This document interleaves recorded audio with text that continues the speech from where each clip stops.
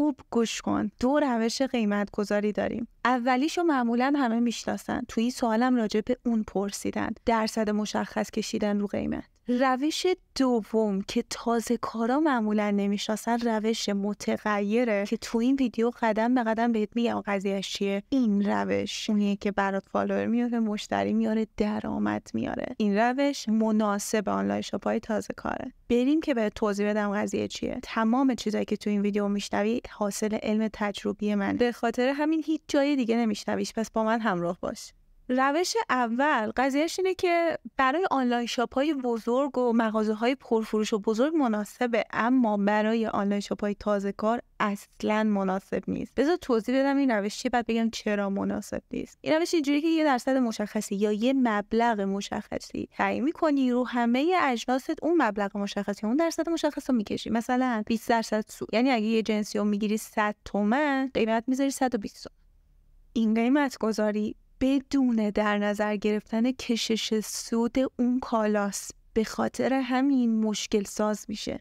بذار به زبون ساده بهت بگم این قضیه کشش سود چیه تا متوجه بشی چه جوری مشکل ساز میشه. وقتی میخوای خرید کنی برای خودت به عنوان یه آدم عادی، چه اتفاقی تو ذهنت میفته؟ یه آنالیز حساب کتاب ذهنی بدون اینکه خودت بدونی ناخودآگاه ذهنت انجام میده که تعیین کنه اون کالایی که دیدی، اون جنسی که دیدی میارزه برات یا نه. اون حساب کتاب حالا چجوری انجام میده؟ مغزت تو کسری از ثانیه بدون اینکه تو بدونی اینجوری انجام میده که قیمت اون چنده با تناسب به اطلاعاتی که از قبل راجع مثلا حالا یه تیشرت دیدی، راجع به قیمت تیشرت اطلاعاتی که داره، اون قیمت بالاست یا پایینه. تو مرحله بعد چه نیازی از تو رو خرید اون جنس برطرف میکنه. با این فاکتورها تعیین میکنه که چقدر خرید اون جنس برای ما ارزشمنده و ما حالا باید اون رو بخریم یا نخریم. حالا اینجا رو خوب گوش کن.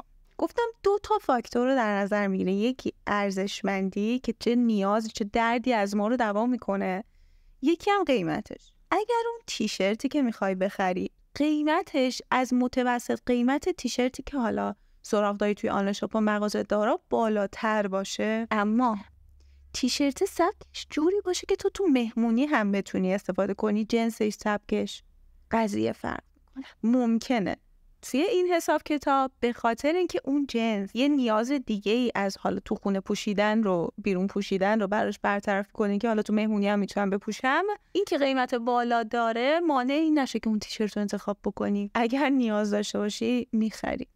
حالا 2 نکته خیلی مهم ما اینجا فهمیدیم. یکی این که نمیشه بالاتر از رنج مرسوم بازار، مثلا برای تیشرت رنج مرسوم بین حالا 200 تومن تا 400 تومنه، ما بیشتر از این رنج اختصاص بدیم مگر اینکه اون تیشرت جنسش، طراحیش خاص باشه، اصلا کاربردش متفاوت باشه. همونطور که گفتم مثلا مورد مصرف تو مهمونی داشته باشه، نه تو خونگی. نکته دوم اینکه نمیشه 1% سود خاص به تمام اجناس اختصاص داد، چون بعضی اجناس اونقدر خاص و منحصر به فرد هستن که جای سود بیشتری دارن، چون کاربردشون مثلا تیشرتی که جنسش، سبکش مناسب مهمونی، تو خب میتونی اینو بالاتر بفروشی.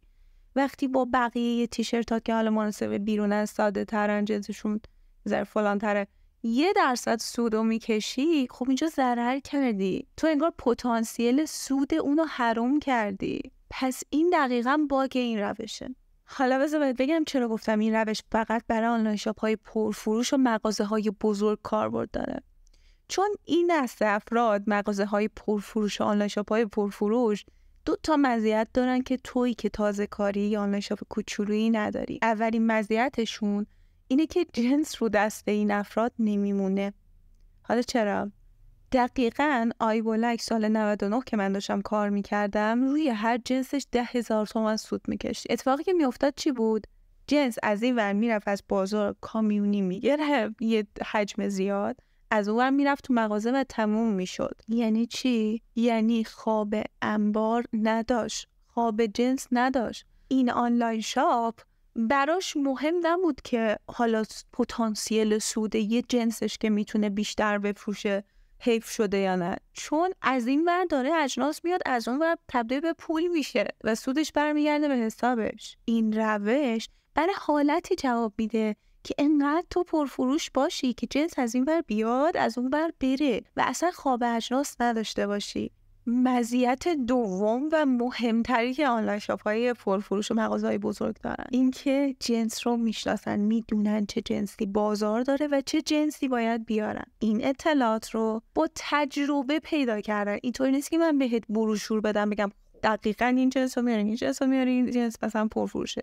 توی ویدئویی هم که اجناس پرفروش رو بهت گفتم 2 فاکتور بهت داده که بهت کمک میکنه این اجناس رو بشناسی، نه که بگم دقیقاً این اطلاعات تجربی که طلاست باعث میشه که اجناسی رو بیارن که بازار داره، نیاز بازاره و اصلا رو دستشون نمیمونه چون مردم میخوان طالب بشن. 2 سوال اینجا تو ذهنت پیش میاد. اولا اینکه ترن اون 2 فاکتوری که این لابلای حرفات گفتی واسه شناسایی این اجناس چیه بهم بگو، آخر ویدیو بهت میگم. سوال دوم اینکه ترانه دقیق عملی قدم به قدم به من بگو چجوری قیمت گذاری کنم.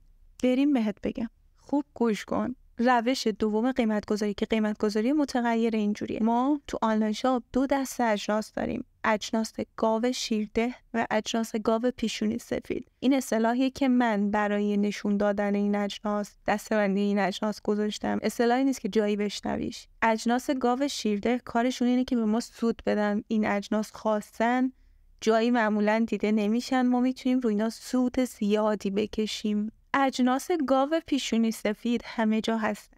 از در هر آنلاین شاپی میری، از در هر مغازه‌ای میری هستن. مشتری اصلا سرچ میکنه خرید این اجناس. و سالی که من کار میکردم برای مثال دامن پیلیسه جزو این اجناس بود. این اجناس قیمتشون باید رقابتی باشه. این اجناسی هستن که باعث میشن تو رقابت قیمتی بین آنلاین شاپ‌های دیگه ما ببریم. چرا؟ چون مخاطب جای دیگه قیمت داره اون لباس، اون حالا دامن پلیسه چنده، وقتی میاد تو پیج ما مثلا میگه مثلا من گذاشتم فلان قدر، زیر قیمت هم هست، پس کلا ارزون فروشه. قیمت گذاری گاو پیشونی سفید که اصلا پر واضحه، حتی به قیمت خریدته، یعنی با سود صفر اگه نیاز باشه، چون اصلا کار این اجناس برای ما چیز دیگه ایه. میریم سراغ این که دقیق بهت بگم قیمت گذاری گاوای شیرده رو چجوری باید انجام بدی. خوب گوش کن. آنلاین شاپ‌های تازه کار فکر میکنن که اول برن بازار جنس رو بگیرن بیارن کف اتاق پهنش کنن و بشینن هر کدوم قیمت گذاری کنن. خب اینو چند خریدم، چند بذارم، اینو چند بذارم، در صورتی که مرحله قیمت گذاری اصلا تو همون بازار انجام میشه. یعنی اصلا به خونت نرسیده جنس اون اتفاق میفته. گوش کن به توضیح بدم. وقتی که من بازار میرفتم با یه دفترچه یادداشت میرفتم و هر چیزی که میدیدم و نظرمو جلب میکرد به جایی که بگم آره این از این 6 تا 12 تا از این، مینوشتم که فلان پلاک مغازه فلان چیزکو داره، حالا یه توصیف کوچیکی هم راجعش مینویسم، مثلا تیشرت فلان چیزک قیمتش انقدر، این یکی جا اینو داره قیمتش انقدر، و تمام بازار رو اون قسمتی که میخواستم بگردم با همین دفترچه یادداشت میگشتم. این مرحله اول کار بود. حالا مرحله دوم کار میاد وسط که من معمولا میشستم روی پله جایی تو بازار پیدا میکردم با همین دفترچه و حالا مرحله تصمیم گیری بود که کدوم یکی از این اجناس رو بیارم. بعد میرفتم سراغ خریدن اون اجناس.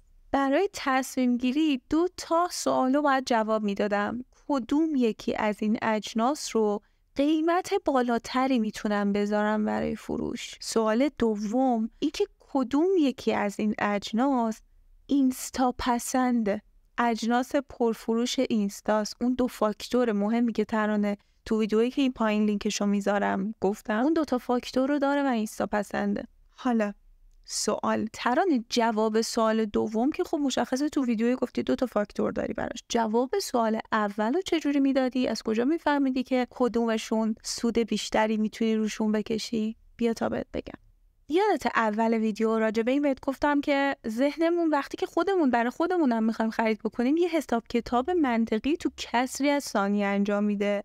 یادت گفتم بر اساس چه اطلاعاتی اون حساب کتابو انجام میده. از نظر قیمتی اینجوری تصمیم میگیره که با توجه به رنج قیمتی که مثلا تیشرت تو ذهنش داره، اطلاعاتی که از این ور گرفته، تعیین کنه اون گرونه یا ارزونه. تو به عنوان یه آنلاین شاپ که کلا دیگه کارت با پوشاک، با کالای لوازم آرایشه، با لوازم خونه از هر کالایی که داری، باید زندگیت حول محور تمام آنلاین شاپ‌ها و تمام مغازه‌های اون کالا بگرده. مدام در حال چک کردن قیمت‌ها باشی که رنج قیمت دستت باشه که از چه رنجی تا چه رنجیه الان بازه قیمتی. برای مثال الان که من دارم این ویدیو رو میگیرم 1403 رنج قیمت تیشرت اردیبهشت 1403 هنوز افزایش قیمت سال رو نداشتیم. رنج قیمت 200 تا 400 برای تیشرت. تو با گشتن توی آنلاین شاپ ها و مغازه ها با جمع کردن اطلاعات این رنج قیمت رو در میاری، تو ذهنت هست. حالا تو تصمیم گیری چی کار باید بکنی؟ نباید قیمت خریدی که برای اجناست هست توی اون دفترچه نوشتی بالاتر از حد وسط یعنی متوسط این رنج باشه. وقتی که تیشرت میخوای بیاری و اون تیشرتی که میخوای بیاری میدونی که رنج قیمت فروش تیشرت 200 تا 400 حد وسطش میشه چی؟ 300. متوسط گیری میانگین گیری میکنی میشه 300 اون وسط. میای میگردی تو لیستت هر چیزی که بیشتر از این قیمت هست رو حذف میکنی، بالاتر از 300 رو حذف میکنی. حالا چرا؟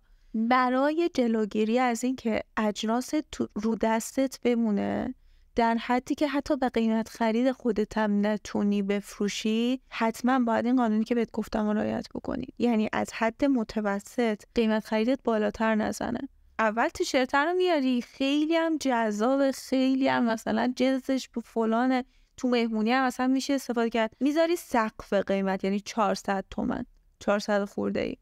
بعد مدت میبینی فروش نرفت، قیمتشو یه ذره کم میکنی. تو 3 مرحله این کم کردن قیمت رو انجام میدی، مرحله سوم تازه میرسه به قیمت خرید خودت. به خاطر همین جای این که اون جنس رو با سود بفروشی همچنان هست. منطق پشتش اینه. پس اونجا که نشستی رو پله داری حساب کتاب میکنی، تصمیم گیری بکنی، هر چیزی که قیمتش از متوسط اون کالایی که تو قیمت داری، رنج قیمت رو داری، بالاتر حذف میکنی. بقیهش که میمونه میشه جزء گزینه‌هات. حالا از بین کاندیدایی که موندن میبینی که کدومشون اینستا پسندتره. این تصمیم گیری رو بر اساس 2 فاکتوری که توی ویدیویی که این پایین لینکشو گذاشتم بهت یاد دادم، بر اساس اون 2 فاکتور انجام میدی. مرحله بعد این کارم انجام دادی، فیلتر شد، گزینه‌ها کمتر شد، بازم اگه چند تا گزینه مونده بود بر اساس این تصمیم میگیری که کدومش حالا قیمت خریدش کمتره. همشون اینستا پسندن اما کدومش قیمت خریدش کمتره برم سراغ اون، چون ما سرمایه‌مون محدوده.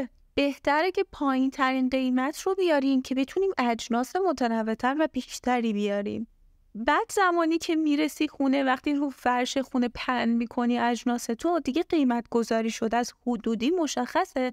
حالا میخوای دقیق قیمت بذاری، میری تو آنلاین شاپ های دیگه، میبینی تو تم اون جنس، اون تیشرت، اون لباس، اون لوازم خونه، هرچی تو تم اون چیزی که تو داری چند قیمت گذاشتن، تو هم همون رنج قیمت رو میذاریم، حالا یه ذره پایین یه ذره بالا فرقی نمیکنه، ولی دیگه اصل مطلب مشخصه. نکته خیلی مهم اینه، با وجود اینکه من گفتم تمام اینا رو، این علم تجربیه. یعنی هر چقدر تو مهارته، تو هر چقدر تو تجربه اینو تمرین کنی استادتر میشین.